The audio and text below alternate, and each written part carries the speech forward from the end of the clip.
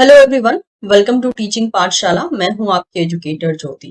इस वीडियो में हम बात करने वाले हैं पीएचडी प्रोग्राम नोटिफिकेशन जो कि रिलीज किया गया है आरजीसीबी के द्वारा, that is Rajiv Gandhi centre for biotechnology के द्वारा। इसको रिलीज किया गया था 21 अक्टूबर 2024 को। आप देख सकते हैं, मैं इनकी ऑफिशियल वेबसाइट पे यहाँ पे अवेलेबल हूँ, जहाँ पे इन्होंने सारी की सारी डिटेल को मेंशन करके रखा है। तो इसका लिंक आपको डिस्क्रिप्शन बॉक्स में मिल जाएगा। अगर आप खुद भी विजिट करना चाहते हैं तो लिंक पे क्लिक करके जो है आप एक तरीके से विजिट कर सकते हैं इस वेबसाइट पे। चलिए देख लेते हैं इस नोटिफिकेशन में कौन कौन से की पॉइंट मेंशन किए गए हैं और कौन कौन से स्टूडेंट्स एलिजिबल हैं पीएचडी में एडमिशन लेने के लिए एट आरजीसीबी। तो अगर जैसे कि आप देख सकते हैं, तो this is a PhD admission programme for the January 2025 session, तो जिसको कि रिलीज किया गया है अक्टूबर 2024 के मंथ में, यानी कि नोटिफिकेशन इस मंथ में रिलीज किया है। तो जैसे कि आप देख सकते हैं यहाँ पे, RGCB invites application for the admission to the PhD programme that is for the January 2025 session in the various domain of disease biology, neurobiology, bioinformatics and plant science. इन सारे डिपार्टमेंट के लिए जो है पीएचडी नोटिफिकेशन को release किया गया है। यहाँ पे जो है आरजीसीबी के बारे में मेंशन किया गया है, तो आप इसको एक बार गो थ्रू कर सकते हैं। यहाँ पे जैसे कि मेंशन है कि RGCB PhD programme is affiliated to the regional centre of for the biotechnology and institute of national importance, providing the education, training and research established by the Department of Biotechnology, Government of India under the that is auspicious of the United Nations Educational, Scientific and the Cultural Organization, that is UNESCO. The selected candidate will be registered for PhD program with RGCB and should follow the guidelines issued by the RCB and RGCB for the award of PhD degree. तो यहाँ पे जो है इन्होंने ये सारे details को mention किया है as a intro.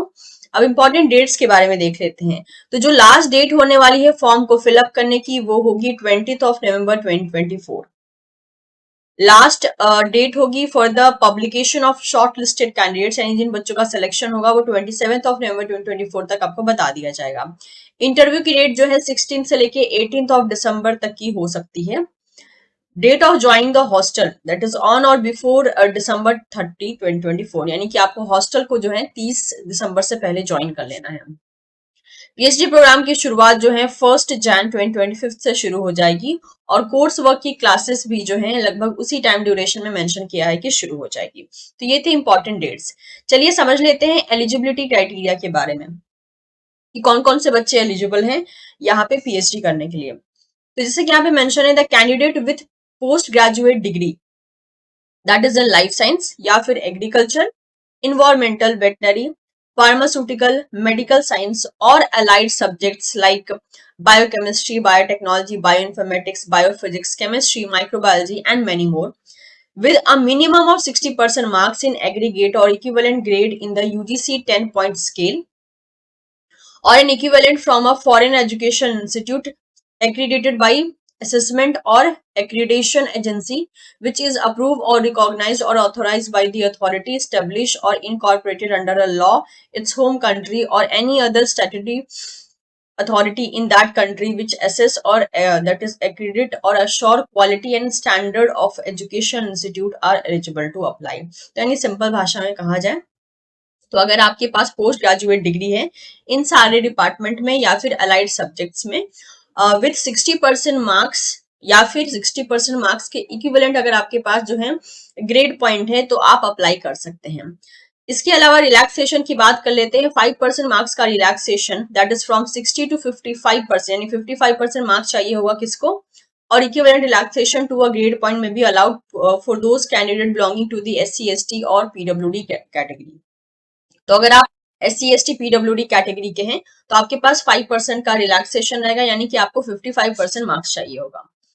A candidate should have, इसके साथ आपके पास ये भी होना बहुत जरूरी है, that is valid JRF score card which is like UGC, CSIR, ICMR, DBT, DST Inspire or any other nationally competitive fellowship for the period of 5 years offered by the government। यानी कि आपके पास फेलोशिप प्रोवाइडिंग जो है कोई ना कोई national examination आपका clear होना चाहिए। So coming to the CSIR NET category student, जैसे कि आपको पता है कि आपका अभी तक स्कोर कार्ड रिलीज नहीं किया गया है। चांसेस है कि इनका जो लास्ट डेट है 20 नवंबर, उस टाइम तक इनको स्कोर कार्ड रिलीज कर देना चाहिए। बट क्योंकि ये एनटीए है, so we can't be sure for that.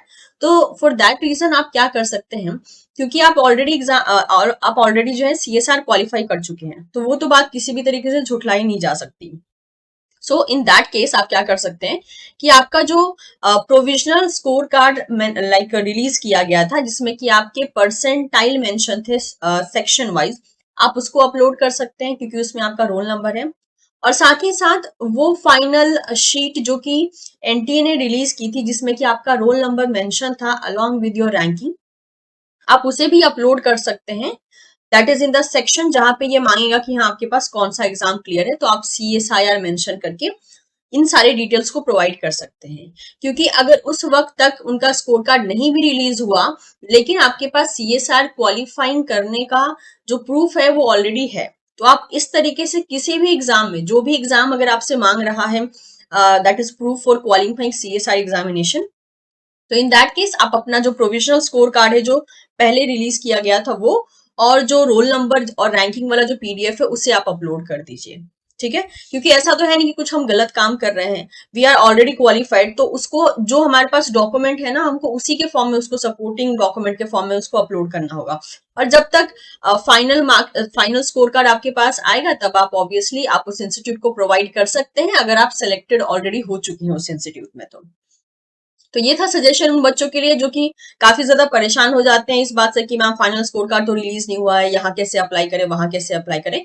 तो जो भी चीजें आपके पास हैं, आप उसके दम पे अप्लाई कर लीजिए। और अगर आपका इंटरव्यू भी होता है, तो वहां पे डायरेक्टली आप मेंशन कर सकते हैं कि currently NTA hasn't provided us with the final score card. तो इन दैट केस आप प्रोविजनल वाला यूज करें, जिसमें आपकी परसेंटाइल मेंशन है, और साथ ही साथ जो है आपने रैंकिंग वाला भी PDF अपलोड कर लीजिए, जहां पे आपका जो रोल नंबर है उसे आप एक तरीके से हाईलाइट कर सकते हैं या सर्कल कर सकते हैं, क्योंकि वो रोल नंबर अगर आपके स्कोर कार्ड से टैली किया गया तो वो आराम से मैच हो जाएगा। ठीक है, एंड ऑब्वियसली वो रैंकिंग वाला जो PDF है उसमें तो उन्हीं बच्चों के नाम आए हैं जिन्होंने एक्चुअल में जो है एग्जाम क्वालिफाई किया है, चाहे किसी भी कैटेगरी में किया हो।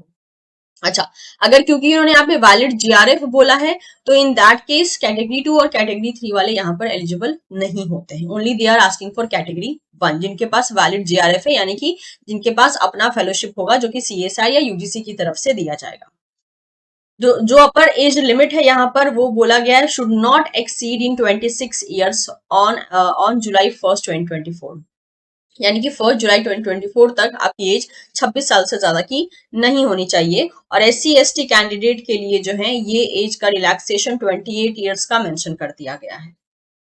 सिलेक्शन प्रोसीजर की बात कर लेते हैं, आपको किस तरीके से सेलेक्ट किया जाएगा। Candidate meeting all the eligibility criteria and vacancy specified area will be shortlisted for the interview based on the performance of student in the personal interview which is being scheduled at RGCB main campus. Pujapura will be shortlisted for the final selection. The PhD interview will be held only offline mode. तो इस बात के लिए भी आपको ready रहना है कि अगर आप यहाँ पे अप्लाई करते हैं और आपका लिस्ट में नाम आ जाता है, तो आपको इंटरव्यू के लिए जाना होगा, और इंटरव्यू यहाँ पे ऑफलाइन होगा, यानी कि उनके कैंपस में होगा। The guideline for the interview will be provided to all the shortlisted candidates. आपको जो है टाइमली प्रोवाइड कर दिया जाएगा अगर आपको शॉर्टलिस्ट कर दिया गया है तो, आपके इनिशियल क्रेडेंशियल के according. So list of shortlisted candidate will be displayed on RGCB notice board and website. The final selection is based on outcome of one-to-one interaction with the that is faculty scientist. और जो आपका final selection होगा वो इस बात पे depend करेगा, जो आपका इंटरेक्शन होगा 1-to-1, यानी कि मेंटर और आपका जो इंटरेक्शन होगा उसके बेसिस पे आपका फाइनल सिलेक्शन डिपेंड करता है। एप्लीकेशन प्रोसीजर की बात कर लेते हैं। आपको ऑनलाइन अप्लाई करना है। एप्लीकेशन फी जो है यहाँ पे 500 रुपीज की होगी, जो कि SB collect of SBI through the URL given in the payment segment, वहां से आपको पेमेंट करना है।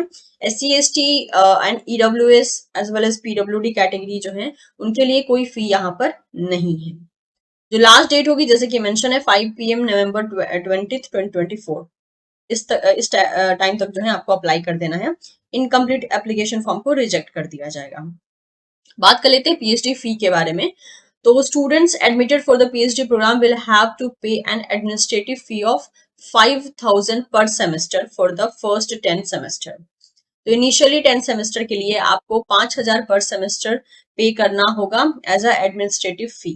and 10,000 rupees per semester after, और that is 10th semester complete हो जाने के बाद उसके बाद जो है 10,000 rupees per semester जो है उसके बाद आपको पे करना होगा। All these students have to pay the RGCB administrative fee, और ये फी सबके लिए मैंडेटरी होगा।